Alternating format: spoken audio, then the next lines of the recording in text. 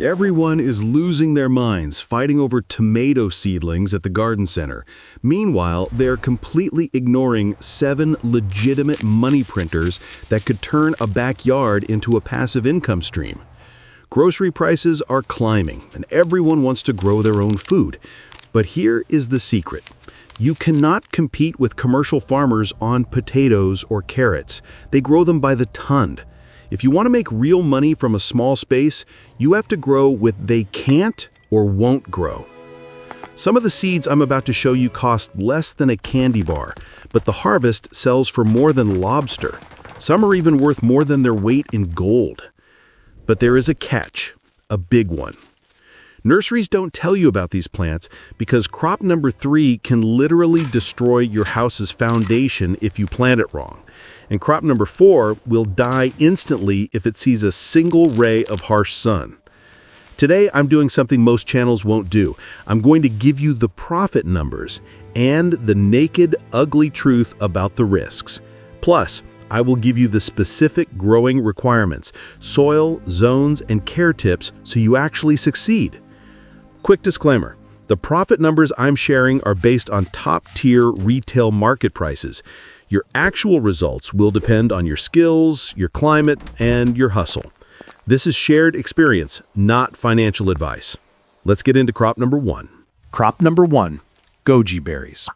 Most people only know these as the dried hard raisins you see in health food stores. But at farmers markets, fresh goji berries are a totally different experience. They are juicy, sweet tart, and vibrant red. They can sell for $25 to $40 a pound because of pure scarcity. You simply cannot buy them at the supermarket because they're too fragile to ship. Let's do the math on this. Goji berries are perennials, meaning you plant them once and they produce for decades. At peak production, usually by year 3 or 4, a single mature plant can yield up to 6 pounds of fruit. If you have just 5 plants in your backyard, that is 30 pounds of berries. At $40 a pound, that is $1,200 in revenue from a tiny corner of your garden. That's equivalent to the monthly electric bill of a small household. Not a bad side hustle, right? Now, let's talk about how to keep them alive. Goji berries are incredibly hardy. They thrive in zones 3 through 10. That means they can handle freezing winters down to negative 15 degrees Fahrenheit and scorching summers over 100 degrees. They prefer full sun, at least 6 to 8 hours a day. For soil, they aren't too picky, but they hate wet feet. You need a soil pH between 6.5 and 7. If your soil is heavy clay that holds water, do not plant them in the ground. The roots will rot. But here is the ugly truth. Goji is in the nightshade family, related to tomatoes and potatoes, and it grows like a weed. I am not exaggerating.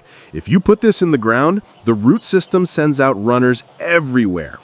Birds will eat the fruit, spread the seeds, and turn your backyard into a thorny nightmare that is nearly impossible to dig out. The solution? Containment. Never plant in the ground unless you have acreage you don't care about. Always use large containers. Fabric pots are best because they air prune the roots. Use at least a 15 to 20 gallon pot. You also must prune them hard. Goji plants fruit on new wood. That means if you don't prune, you get a tangled mess of leaves and no fruit. Cut them back by half every single winter when they're dormant. Train them to a trellis or a stake like an umbrella. Exit strategy. Fresh berries turn to mush in 48 hours, so do not harvest until you have a buyer or a plan. Package them in small, rigid clamshell containers like the ones for raspberries, and market them to the yoga and gym crowd as a fresh superfood antioxidant shot. Or, if they get too soft, infuse them in raw honey. A jar of goji-infused honey can sell for double the price of the berries alone, and it lasts forever on the shelf. Crop number 2, saffron crocus. This is known as the highest value crop per square foot on the planet. Saffron comes from the stigmas of the fall-blooming crocus sativus flower.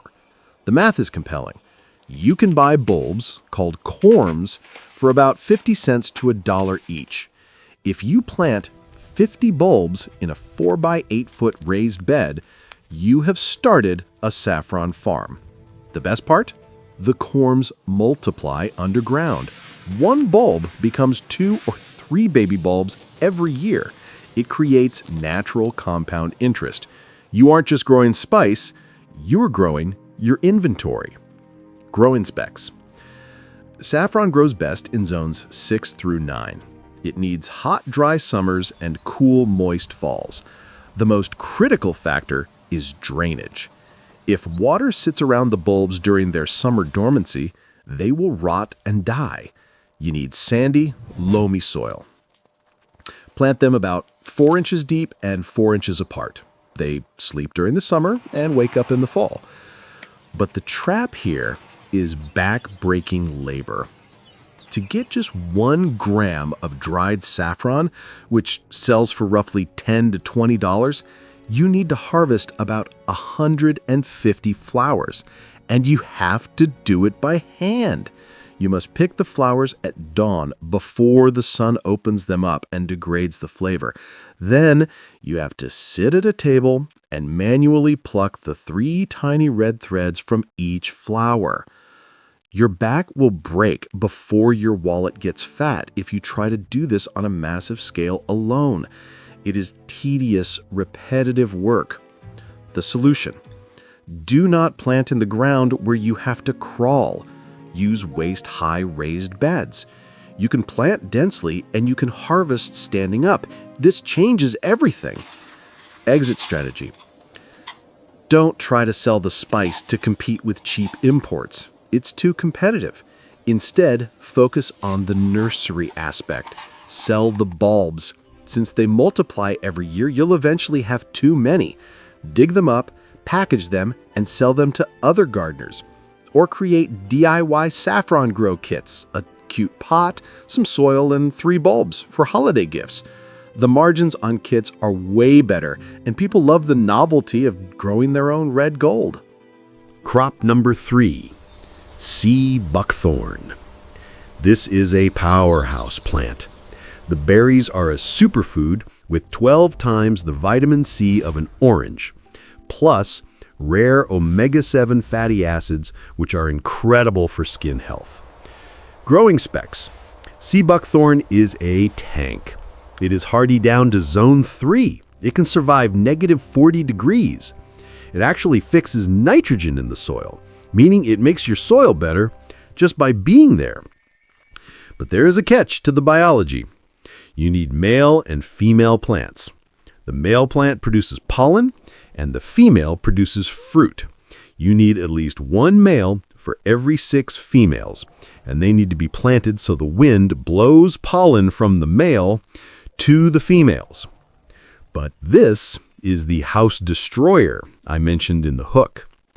The root system is incredibly aggressive. It sends out suckers that can pop up 20 feet away from the main plant. It can crack foundations and lift patio stones if planted too close. Plus, the harvest is brutal. The branches are covered in sharp 2-inch thorns that will shred your hands to pieces. And the berries don't have stems. They are attached directly to the branch. If you try to pull them off, they burst, and you lose all the juice. The solution? Plant far away from structures, at least 30 feet, and use the cut and freeze method. This is the only way to harvest commercially. You cut off the entire fruit-laden branch, you put the whole branch in a large chest freezer for a few hours. Once frozen, you take it out and bang it against the inside of a bucket. The berries pop right off, clean, whole, and frozen. No blood, no pain. Exit strategy. Do not sell the fresh berries. They are extremely tart, almost astringent. Most people won't know what to do with them. Sell the juice. Market it to high-end cocktail bars as a sour mix replacement or to smoothie shops as an immunity booster. The juice is gold. Crop number 4. Real wasabi. I'm talking about wasabi japonica. Retail prices at specialty markets can hit $100, sometimes even $160 a pound for the fresh rhizome. Growing specs. This is a total diva plant. It is native to Japanese mountain stream beds. It thrives in zones 7 and 8, but it is extremely picky for microclimate.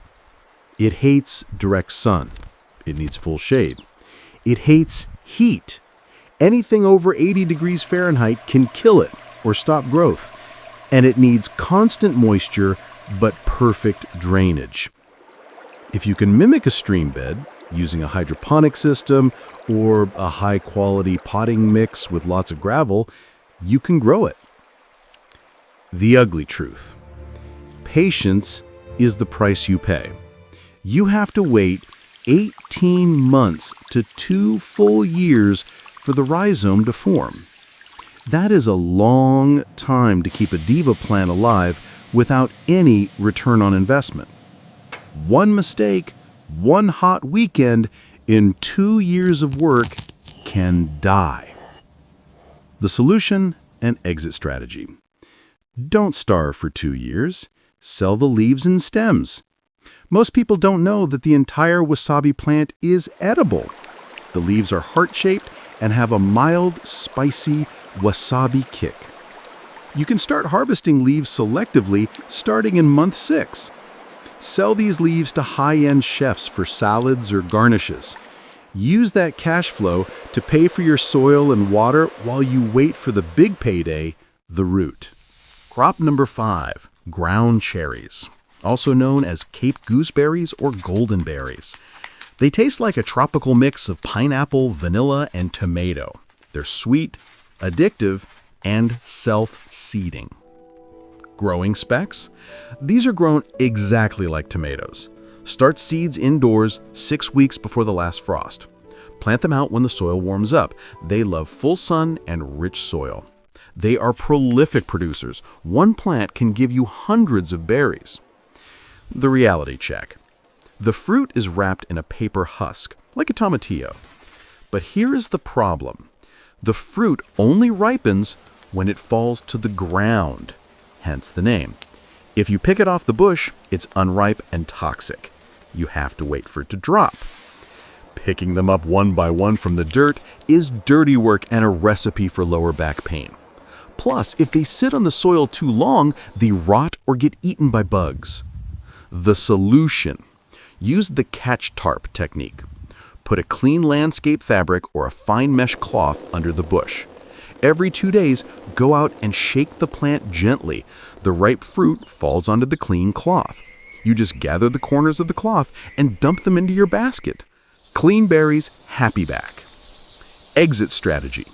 The best thing about ground cherries is their shelf life. If you leave them in the husk, they can sit on your kitchen counter for 3 to 4 weeks without spoiling. That gives you plenty of time to find a buyer. Make Inca berry jam or sell them to local bakeries as a premium pie filling. Crop number 6, lemon verbena. This herb smells 10 times stronger and better than actual lemons. It's the green gold of the mixology world. Growing specs. Lemon verbena is a woody shrub. It loves heat and sun. In zones 9 and 10, it is a perennial that can grow into a massive 10-foot tree. But in colder zones, it is very sensitive to frost. The trap? It is deciduous. That means it drops all its leaves in winter and looks completely dead. It looks like a stick in a pot. Thousands of people throw them away every year thinking they killed it. Don't do it. It is just sleeping. Also, frost will actually kill it. If the temperature drops below freezing, the roots die. The solution? Grow in pots. Enjoy them outside all summer. When the nights get cold, cut the plant back by half and bring it indoors. Put it in a cool spot like a garage or a basement and water it very sparingly, just enough to keep the roots from turning to dust. In spring, bring it out, water it, and it will explode with green growth. Exit strategy? Sell fresh bundles to craft cocktail bars. Bartenders love it because it provides lemon aroma without the acidity of lemon juice, which can curdle milk-based drinks. Or dry the leaves. They dry perfectly and hold their scent for years. Sell high-end herbal tea blends online. Crop number 7, mosh. Also called corn salad. This is how you make money in the dead of winter when everyone else is shut down. Growing specs. Mosh is a cold weather warrior. It germinates in cool soil and can survive temperatures down to 5 degrees Fahrenheit without protection. In fact, it tastes better after a frost. The cold turns the starches into sugars. You want to plant this in the fall or even in late winter for an early spring harvest. You can do succession planting, sowing seeds every 2 weeks to have a continuous harvest all winter long. The risk. It grows in a small rosette, very low to the ground. Because it sits on the soil, it holds on to grit and sand like crazy. If a customer crunches down on sand in their expensive salad, you have lost them forever. Washing mosh is a chore. You often need to triple rinse it in ice-cold water. The solution. Use hydroponics if you have an indoor setup. This eliminates the grit entirely. If growing in soil, use a heavy layer of straw mulch around the plants so rain doesn't splash mud onto the leaves.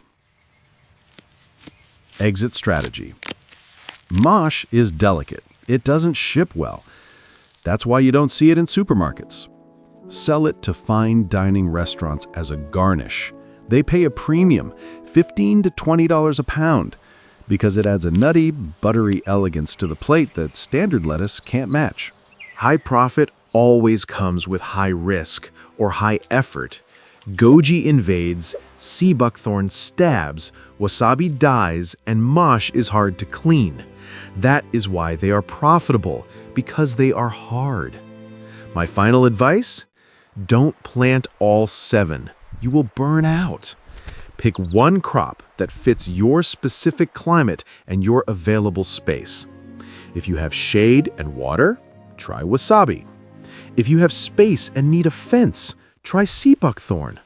If you have a patio, try lemon verbena. Start with a $50 budget. Master one crop before you expand. If this video saved you from making a costly mistake or gave you a new business idea, drop a like. Which of these crops do you want a step-by-step growing guide for? Vote in the comments below. Thanks for watching. Grow smart, not just hard. See you in the next one.